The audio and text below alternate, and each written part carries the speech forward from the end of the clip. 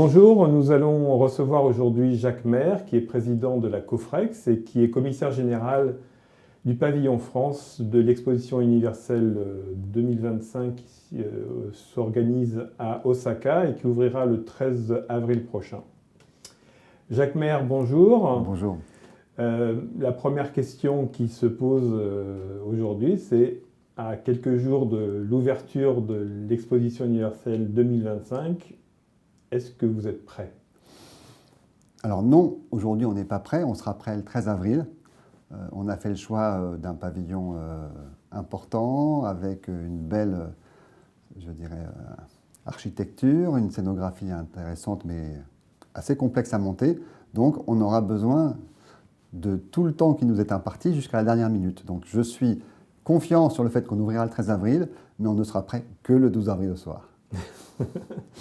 Et dans la préparation de ce pavillon France, qui a quand même pris un certain nombre de mois à monter et d'années à monter et à préparer, est-ce que vous avez senti pendant toute cette préparation un enthousiasme de la part de la France pour son pavillon?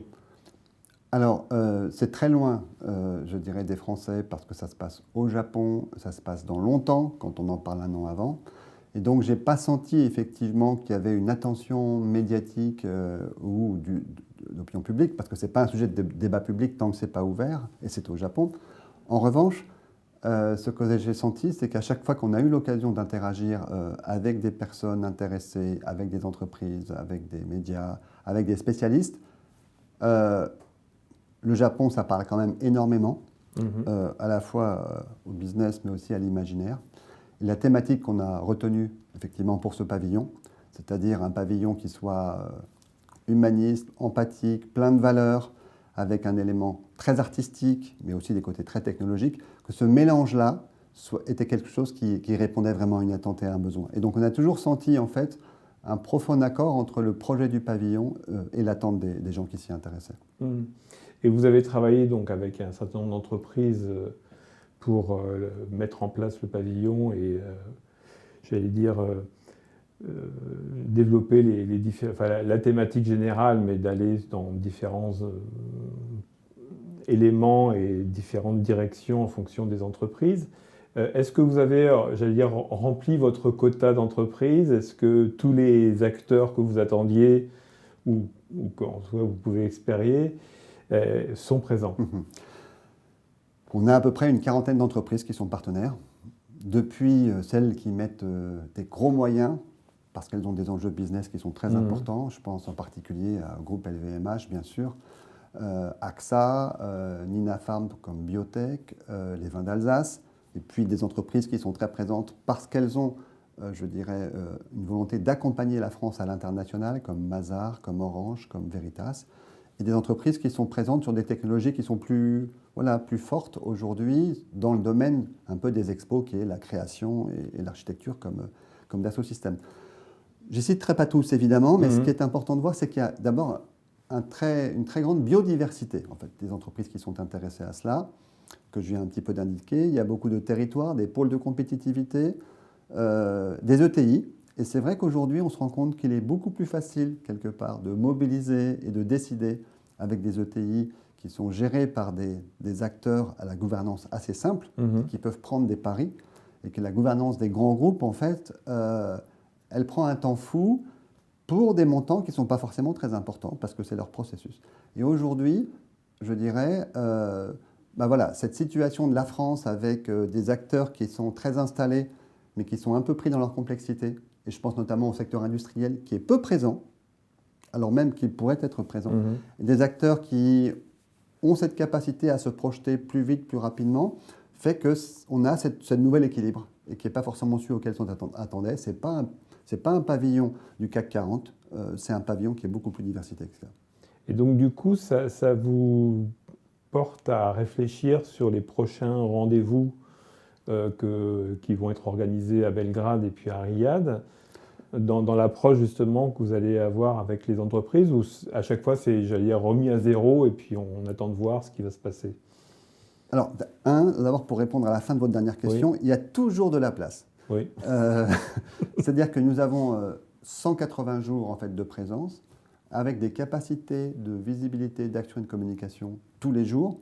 Aujourd'hui, l'agenda du pavillon France, il est complètement bouclé à 60 et quelques %, oui. Mais il reste à peu près un peu plus de 30% de créneaux disponibles pour des gens qui veulent utiliser le pavillon, qui est un porte-avions en fait, et qui peut permettre d'avoir des moments de qualité avec des clients, avec des distributeurs, avec des investisseurs autres. Donc ça, c'est important à dire, parce que bien souvent, dans la tête des entrepreneurs, on n'anticipe pas ce genre de choses à l'avance. On ne veut pas faire de paris. Et là, tout d'un coup, on voit que c'est central, et ce sera central, je dirais, dans la communication autour du Japon en 2025, et ce sera central pour tout le business français là-bas.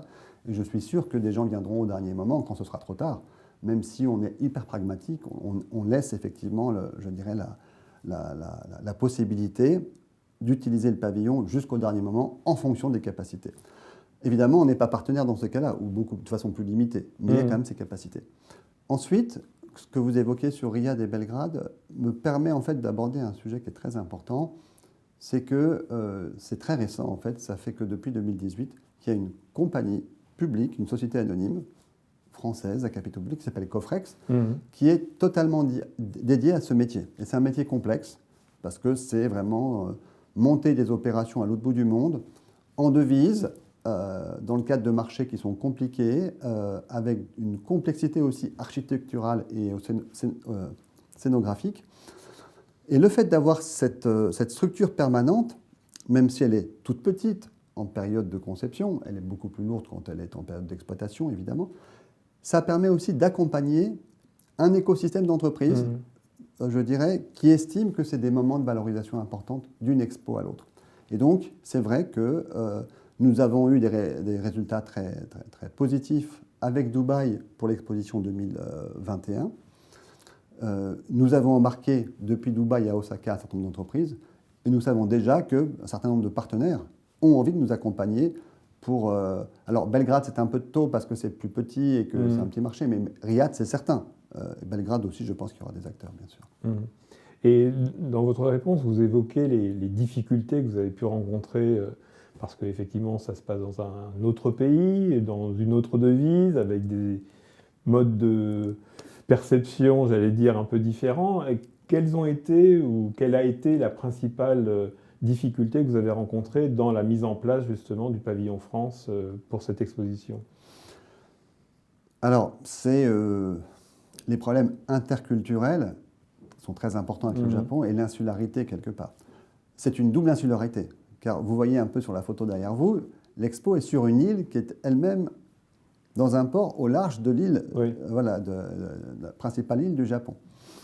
Qu'est-ce que ça signifie? Ça signifie, on est au Japon, donc pénurie de main-d'œuvre, pénurie de matériaux, énorme protectionnisme par rapport à tout ce qui est importation de produits et autres, un niveau réglementaire qui est, je dirais, incroyable, extrêmement dur sur certains aspects, par exemple le sismique, complètement en dessous des normes françaises sur l'incendie, par exemple, et donc avec des choses qui sont assez inattendues.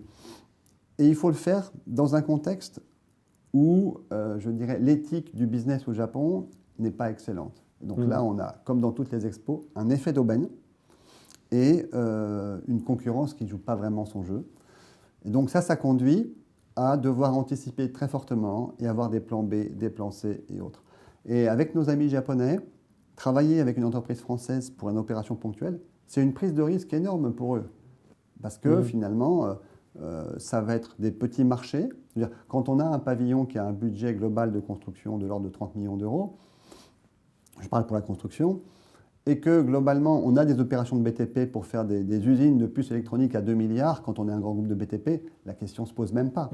Donc trouver des gens qui se disent au Japon et qui parlent de moins en moins anglais, je vais faire le risque d'aller avec un acteur français qui va me demander des choses. Voilà. Et puis l'autre aspect, le dernier aspect qui est compliqué, c'est que s'il y a un pays où il ne faut pas faire une expo du point de vue de la production, même si du point de vue de la conception d'image c'est magnifique, c'est quand même le Japon. Le Japon, c'est l'anticipation. L'expo, c'est l'adaptation, la réactivité jusqu'au dernier moment. Là, il y a un clash culturel. Ouais. Et qu'est-ce qu'on peut attendre comme retombée d'une exposition comme celle-ci par rapport à l'expérience que vous avez eue à Dubaï, Oui. Qu'est-ce qu'on peut attendre, par exemple, de cette exposition 2025 pour la France, pour le pavillon France, ou pour l'image de la France? Alors, je distinguerai un peu plusieurs éléments. Effectivement, vous le dites vous-même, M. Leblanc, l'image de la France, aujourd'hui au Japon, elle est très bonne chez les plus de 50 ans, parce qu'il y a une espèce d'acquis d'historique, et ce patrimoine, cet héritage culturel n'a pas vraiment été transmis aux jeunes Japonais. Et ce qu'on voit aujourd'hui, et je crois que c'est très important, c'est de se dire, est-ce que oui ou non, on a des éléments de reconquête en fait, du cœur des jeunes Japonais, sans oublier les anciens, hein, nos points forts, mais si on ne prépare pas l'avenir aujourd'hui, demain sera différent. Donc pour nous, le premier enjeu, c'est aller vers les jeunes Japonais et faire en sorte de faire à nouveau exister l'espace culturel, médiatique, intellectuel, scientifique français dans cet environnement. Alors comment on fait? Comment on fait pour cette démarche? D'abord, on prend une thématique. Cette thématique, c'est l'amour. Alors pourquoi est-ce que c'est une démarche qui marche au Japon? Parce qu'elle est très identifiable à la France, elle est assez facile à exploiter sur le plan artistique, sur le plan émotionnel, sur le plan, je dirais, d'une exposition. Et deuxièmement, elle est pour nous très utile parce qu'elle donne un sens à notre proposition économique. On a un débat aujourd'hui franco-américain, ou alors entre le monde et l'Amérique, si je puis dire. On voit bien qu'il y a deux façons d'aborder l'économie. L'économie au service de l'homme, si je puis dire, au service aussi de la nature, ou l'économie au service des plus puissants qui en font un élément de contrôle. Donc nous, on est dans un camp, ce camp-là, et quand on parle d'amour, c'est effectivement, ça peut dériver sur énormément de savoir-faire français. Amour de soi, par exemple, c'est l'éducation, c'est la santé, qui est un pôle important pour nous, y compris dans les partenaires économiques. C'est aussi l'autonomie et le vieillissement, qui est un très très gros marché pour le Japon, comme pour nous, pour aujourd'hui et demain. C'est l'amour des autres. Et là, on a tout le savoir-vivre français, avec le design, la gastronomie, le jeu, le sport, la culture. Et puis, l'amour de la nature, c'est l'économie circulaire, c'est la biodiversité, c'est la transition énergétique. Sur tous ces sujets-là, on a un parti pris qui est de dire, donnons un sens, parce que la réalité de l'histoire en fait, des expos universelles, c'est plutôt vive l'industrie, vive la science et vive la tech qui résoudra nos problèmes. Le public jeune aujourd'hui, c'est pas comme ça qu'il réagit. Le public jeune, il ne cherche pas forcément d'avoir un robot qui lui amène le café le matin. Il se dit plutôt quel est le sens de ma vie. Et donc, nous, on essaie de répondre à cette quête de sens. Donc, la première façon, je dirais, d'appuyer ce message France pour reconquérir un petit peu de visibilité le plus possible vis-à-vis de ces publics, c'est ce message un peu différenciant par rapport à ce que sont les messages des autres. Ça se traduit par une scénographie différente, par une architecture différente et autres. Le deuxième élément, c'est effectivement les techniques immersives. Là, il faut savoir par exemple que notre pavillon aura à la fois des œuvres d'art qui seront totalement, je dirais, iconiques, avec Notre-Dame, le Mont-Saint-Michel et autres, avec Rodin, mais qui seront mis au service d'abord d'une expérience un peu sensible, mais en même temps d'une scénographie qui repose sur le dernier en fait, niveau de la recherche. On a par exemple une bande-son qui est sur le thème de la pulsation, qui va faire vibrer les cœurs à l'unisson sur tout le pavillon, et qui est produite par le musicien Rhône en lien avec l'IRCAM. Et l'IRCAM, qui est un centre de recherche tout à fait pointu, avec une technologie française de son, va créer une expérience sonore extrêmement forte, dans laquelle se retrouveront les grandes marques et les uns et les autres. Et un autre exemple, effectivement, le final, c'est un final avec il n'y a pratiquement pas d'écran dans le pavillon, pratiquement pas d'écran, très très peu, à la différence des autres, mais en revanche, il y a une animation en 3D de haute technologie.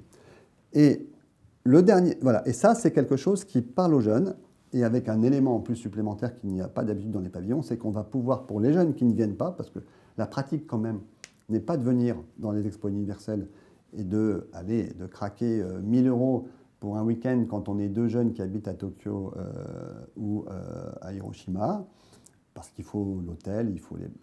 C'est plutôt, en gros, de consommer sur place. Donc, nous, on a créé un produit qui est le film 360, que vous pourrez voir d'ailleurs, y compris, je dirais, les auditeurs et les lecteurs de l'opinion qui pourront le voir chez eux puisqu'il sera disponible en ligne et qui permettra de vivre l'expérience du pavillon voilà, chez soi, sans y être. en 360 degrés, et qui, pour les Japonais, sera aussi une invitation à aller voir.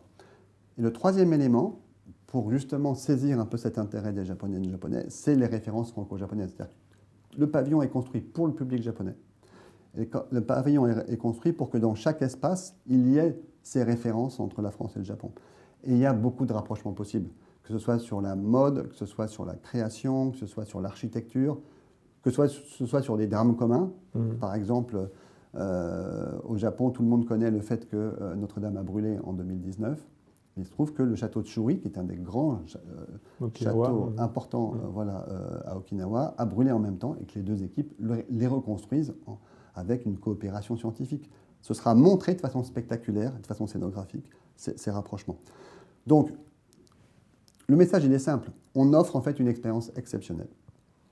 Dans le cadre de ce pavillon, chaque acteur économique, scientifique, culturel, entreprise peut utiliser cet espace exceptionnel pour créer, je dirais, l'attractivité de la France et pour amener ces relations business à un moment auquel peu de gens auront accès. Parce qu'il faut savoir que ce pavillon, il est juste devant l'entrée. Et ce pavillon, il sera accessible uniquement à 10% des visiteurs en gros. Ça fait beaucoup, hein, ça fait 2500 personnes par heure. Donc c'est beaucoup. Mais ça veut dire qu'offrir pour une entreprise française, pour un acteur scientifique français, un opérateur, un territoire, comme par exemple le port de Dunkerque, comme le pôle de compétitivité Victagora, avoir l'occasion de proposer une expérience exceptionnelle à leurs prospects locaux, c'est quelque chose qui n'existe pas, sauf à ce moment-là. Vous avez évoqué dans cette intervention l'importance que vous accordiez justement à la jeunesse japonaise, et vous avez anticipé le fait qu'effectivement elle ne se déplacerait peut-être pas en nombre, comme ce fut le cas, parce que Osaka accueille pour la deuxième fois une exposition universelle, après celle de 1970, qui avait été à l'époque le record de fréquentation de toutes les expositions avant celle de 2010 à Shanghai. Et il est vrai qu'aujourd'hui, dans les derniers chiffres qui sont donnés au Japon, les préventes de billets ne sont pas extraordinairement élevées. Est-ce que vous aviez vraiment bien anticipé, j'allais dire, cette idée que finalement l'exposition universelle de 2025, bon, elle accueillera sans doute plusieurs millions de personnes malgré tout, mais elle ne sera pas effectivement aussi flamboyante, j'allais dire, que celle de 1970, qui avait été un moment clé dans l'histoire du Japon?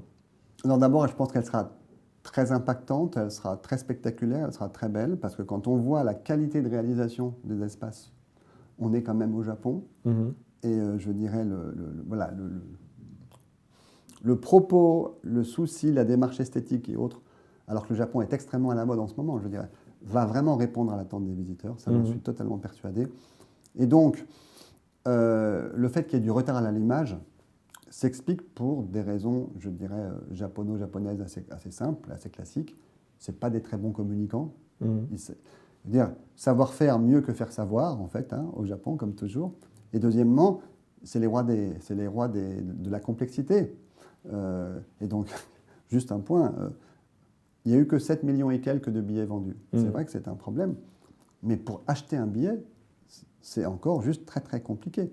Quand vous voulez acheter un billet, vous récupérez 7 pages de process sur comment acheter le billet, au lieu d'acheter le billet. Voilà. C'est juste flippant quoi, pour la personne qui veut le faire.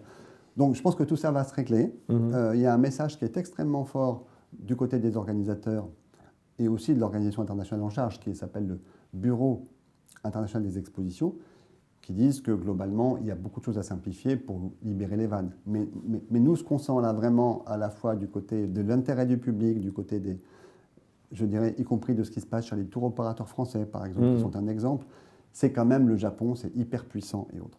Après, c'est vrai, 70, c'était le moment de la révélation du Japon au monde. 70, c'était le moment où les Japonais découvraient un petit peu la mondialisation avec la baguette de pain et les technologies qui arrivaient. On ne fait pas deux moments comme celui-là. Et je pense qu'il faut trouver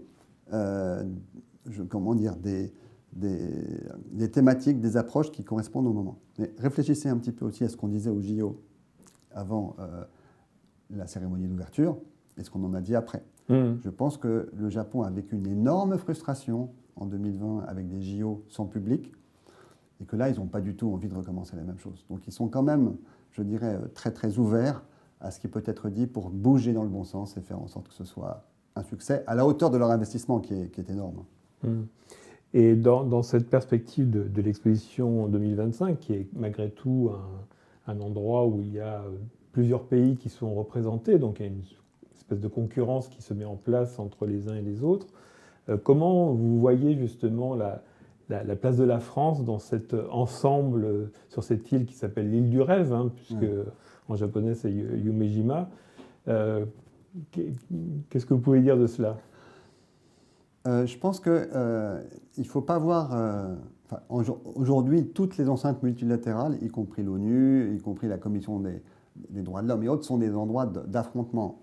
Là, ce n'est pas du tout un endroit d'affrontement. C'est plutôt un concours de beauté.